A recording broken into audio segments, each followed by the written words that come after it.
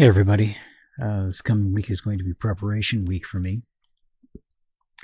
The Ticonderoga Volunteers are going to have a reception, and last year I went to the reception and brought the camera along just as I might be able to get some pictures type of thing, not realizing that I was basically pressed into service to get the group picture that would go up on the site,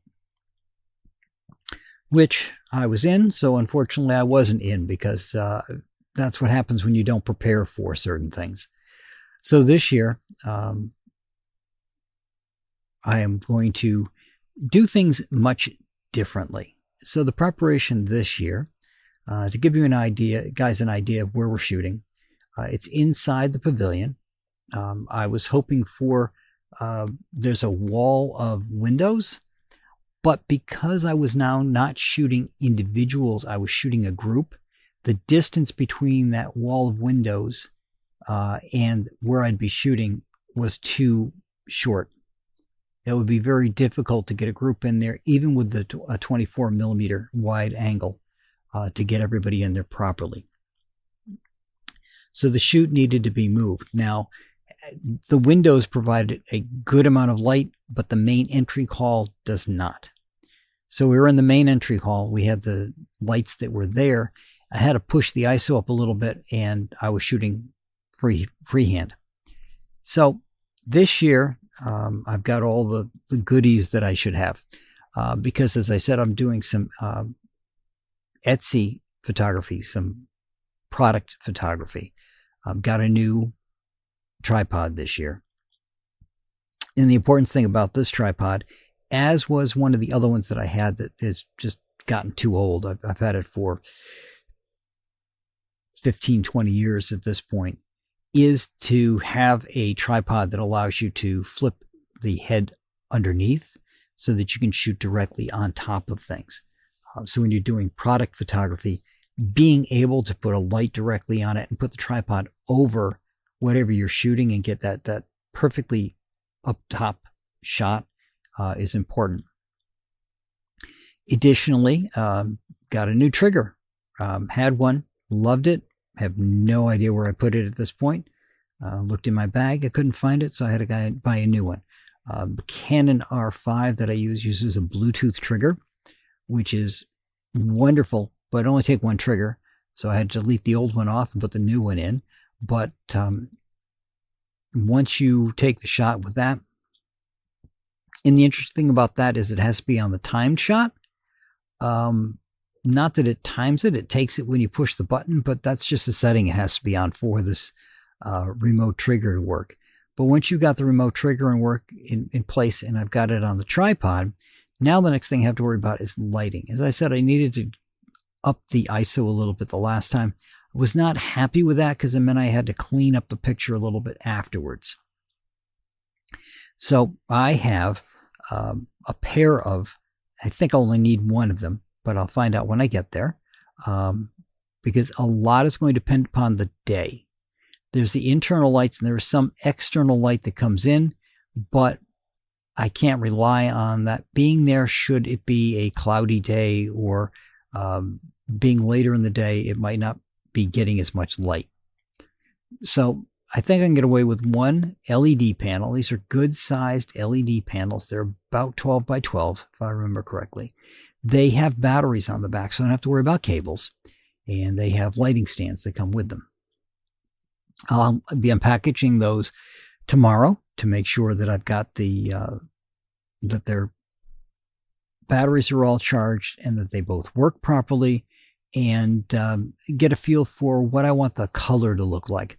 So I'll probably grab one of the people there, put them where the photograph is going to be taken, and then adjust the light on that person. I'm not going to be using the light meters and going quite that far with it. I just want to get an overall increase in the lighting where the people are going to be standing, get a feel for how far back the lights have to be or how close the lights have to be. They're pretty bright, so I don't think I have to be that close with them, but I can adjust the color. Now, the advantage of adjusting the color on these lights is that means I can add some warmth into the photograph. The area that we're shooting, there's a portrait in the background, but the walls are all white. And being able to add a little bit of tint to that, just so that the people come out looking a little bit more warm, and the environment looks a little more warm, I think will be beneficial to the overall photograph. So, preparation. I've got my bag with all of my lighting equipment in it. I mean, all my lighting equipment is in this one really awesome bag that I was able to pick up either from B&H or Adorama had it. It's got wheels, a pair of wheels in the back, so that'll help me get it to where it needs to go. It is liftable at this point, but that'll help because I'm going to have my camera, a tripod, and this bag. And I believe I can lash my tripod to the bag so that that'll be, all I have to do is just pull the big bag down with everything in place and I'll be ready to go. The lighting and backdrops and all that stuff for me fit into this one bag, which is just awesome. I have both the panels in there and I have some cabled, in other words, I got to plug them in, LED lights in there or fluorescent lights that are in the bag. So I've got all that stuff packed up in there. So preparation is going to be making sure that the panels are clean and working. They have barn doors on them, which is going to be perfect because that'll help me direct the light and not have a lot of extra light thrown around. In addition, once I've got that configured, then the bag has to be able to fit into the car. So the next thing will be check fitting the car again to make sure that everything's going to work in there correctly. I do not have a large car. It will probably be able to fit in the back seat without an issue, but I'm probably going to try to go from the trunk to the front with the seat down just to give myself a little bit more breathing room with the bag itself. Tripod, it's a normal sized tripod. It could go anywhere. So that's going to be perfect to fit anywhere in the car. And then I've got the camera bag. So the way I normally work when I go in for a shoot is I keep a camera bag with me that I leave the camera and the lens in there so that it's protected while I'm driving. As soon as I get to the site, out comes the lens, out comes the camera. My secondary lens is already in another separate padded bag because I've got the 100 to 400 and I've got my 24 to 70. 24 to 70 is what I'll be using. So the 100 to 400 can stay home. I'll just need the one backpack bag that I've got that in, and that can stay in the car because like I said, when I get to the site, the strap goes around my neck, the camera gets attached to the strap, and that's all I use when I am out walking around doing the event photography there. Same situation here. I have the camera around my neck, be hauling the bag with me down to the pavilion so that we can take the photographs inside there. Probably do this year because I am more, I've got more appreciation for the event. Some of the participants there, some of the volunteers had family there. So if we're going to do that, maybe I can get the volunteer and their family, who are probably also volunteers, into a shot, and we get some nice group shots that way as well. And this year I'll be geared up for it. I'll have everything that I need in place. The light should last me for a good amount of time. So if I do the group photograph first to make sure that I've got that clean shot, then we can do the other smaller portrait photographs afterwards and get everybody in there, and maybe even be able to get the all the volunteers, the staff of the fort who are not volunteers, get them all together in a group shot as well too. So I look forward to being able to get some more portraity photographs done. It's been a while. I've done a lot of events for the last couple of years, and I've done some portraits, but more on the fly type of thing. That like for the Fife and Drums, get them all in front of one of the buildings and just click and click and click. This will allow for more flexibility. And it's been a while since I had a really, really good tripod. The last one I had was a inexpensive one out of Amazon. Basically, I wanted to try out the Canon R5's capability of shooting a 100 megapixel photograph. And it does that by adjusting the lens internally to move things around, so the 45 megapixel normal image becomes a 100 megapixel image, which are just massive and they are gorgeous. But in order for that to work, the camera can't move. The subject can't move. So you're not going to be taking a 100 megapixel portrait of anybody. Not that you'd really want to. 45 megapixels is more than enough for doing a portrait. But I like to do some landscape work, and this one that I was testing it out on was a 100 megapixel shot of the fort itself, taken from a mile away using a 400 millimeter lens at the time. And the camera just did a fantastic job. But again, I was pushing my luck using a inexpensive Amazon Basics tripod that I had on hand, because that wasn't the best, most stable tripod to use. It held up. I got a gorgeous picture out of it. There weren't any issues with it, but the Basics tripods are pretty flimsy. They're great for if you're doing event photography and you have permission to have your tripod at the event, because if anything happens to it, you're out like $20-30. The beast that I've gotten now is $190 for the tripod. It's a much beefier tripod. Setup is just about as simple as the Basics one. It's just much beefier. It has actually aluminum rod legs as opposed to the U-shaped legs that the basic one had in it. And just makes for a more solid foundation on which to take photographs. The Basic would have worked great for me doing the merchandise photography if the head could be reversed easily, and that wasn't the case. So needed to have an update. It's been a while since I had a really good tripod. I haven't used one in years. For a lot. We've got the original one that I got was a good solid steel one, but it had corroded over time. It had gotten damaged, and that caused it to corrode.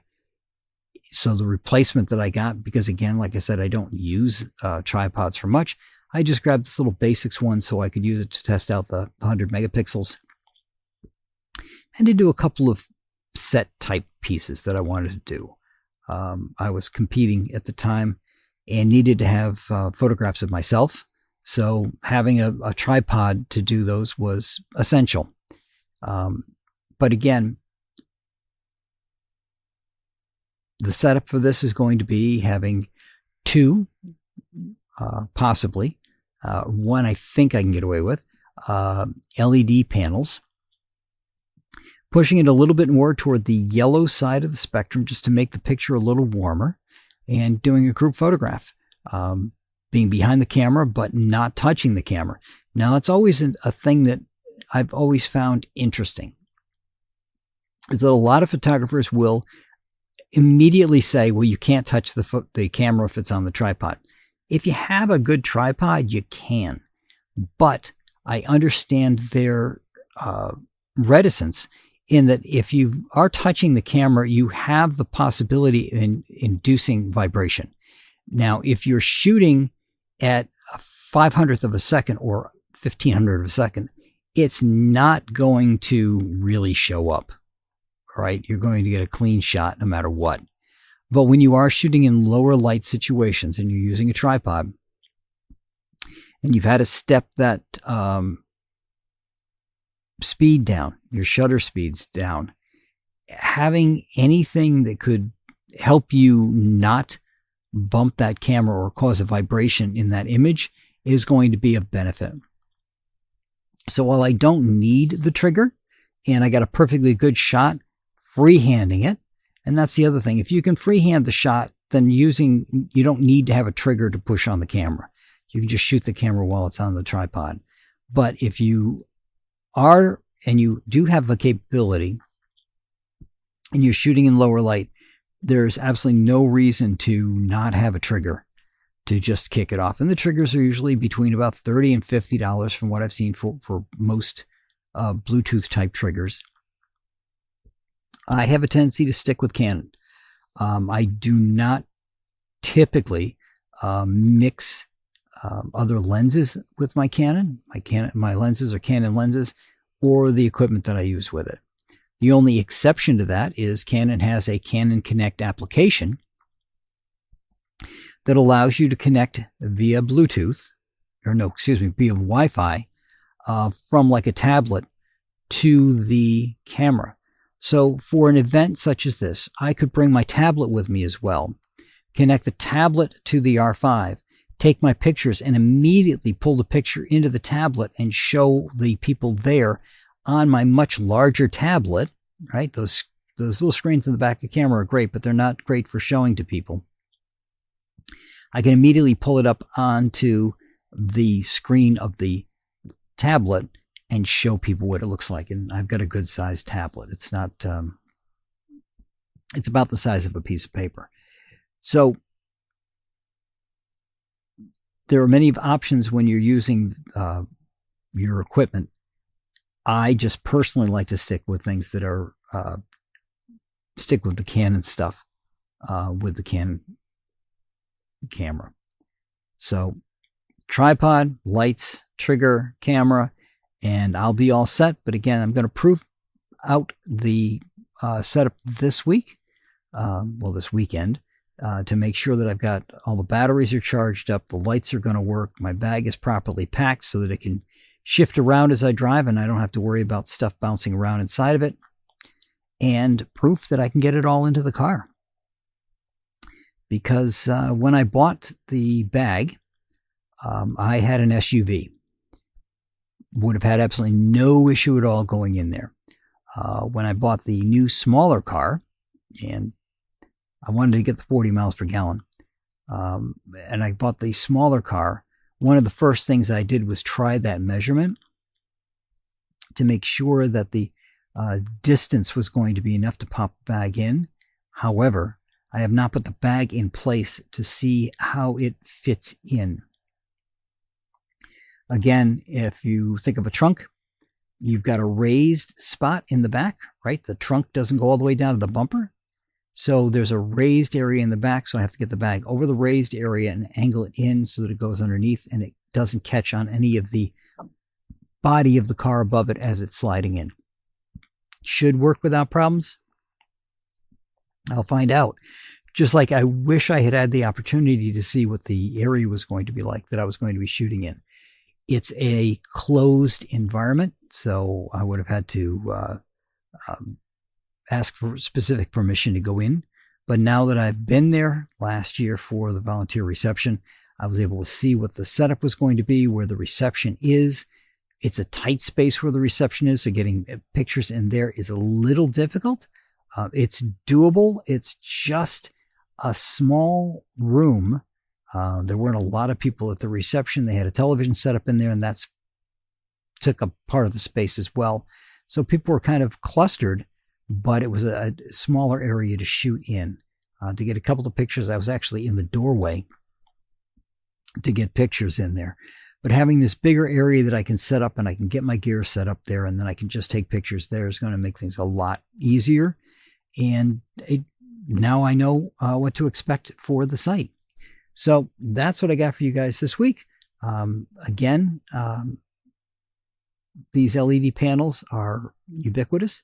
You can find them just about anywhere. And my personal preference is to not use flash for a lot of reasons. The biggest to me, I mean, it could use gels to change the colors and things like that. Gels are a little bit more difficult to work with for the simple fact that you got to carry them, right? And a flash has a tendency to impact your subject. When that flash goes off, it impacts their eyes. By having a light on, and I'm not going to go very bright with the light, I just want to have enough light in there that I can go with a decent ISO. It's something that their eyes can adapt to, right? It's not something that's just going to flash in their eyes and be very bright, and then they have to adjust to it afterwards. The lights are there. The lights are going to be colored. Now, you could also use gels over the LED lights, but again, they're LED lights, and they have this set that I have has a wide range of colors to it, and there's a couple in there that I really love. So I don't care if it can do as many colors as other lights on the market, for example, but just being able to get the coloring that I want in the photograph is what I really want to get out of these lights. And the barn doors to make sure that they direct the lights. So if you're looking for a good set of LED lights, you want to make sure they get a good size. They've got a good life expectancy to them if you've got batteries. These take 2 batteries, and I got 2 for each. If you're going to cable it, make sure that you've got something to put over the cables so that people don't trip on the cables. If you're using it in an area where it's going to be in a walkable area, make sure that you've got weighted pads to go over the legs of or attached to the light stands so that you can make sure the light stands don't get bumped or fall over. And make sure that your lighting is of a size that you want, and you have barn doors on it so that you can direct the light better. If you want to add other things like a softbox, or just getting a good mesh material that you can put over the light itself, because again, you're about to use something that is going to be easier to use and not have any heat so that you can use it with other stuff. But here's an area where, now I bought these lights sight unseen and I'm really happy with them. I only bought the 2 for now. But here's an area where if you could find a place that has them, like if you go to the B&H store, for example, and see the lights in action, it'll give you a better feel for what you're going to get. I would definitely not use cabled ones. I would rather buy extra batteries and keep them charged and off to the side rather than ever using power cables. It just opens up a much wider range of what you can do when you don't have to worry about having cables and extension cables and covering the cables up. Just being able to move the light itself and then throw weights around it if necessary, as opposed to having to also cover all of those cables and worry about distance, is just, to me, much more flexible. It allows me to express in a lot easier method than by having to use a cabled system. And again, because there's no heat from it, you could throw a material over it. And if you found a good light material to put over it to make a softbox out of it, you could do that. It's going to hang over your light. It's going to hang over the barn doors that you've got on it. So you get a lot of directional stuff with it, and you don't have to worry about softbox material. You just have to pack a bit of fabric to go with the light and maybe a clip to hook it onto the light so it doesn't fall off. But that's what I got for you guys this week. I will talk to you all next week.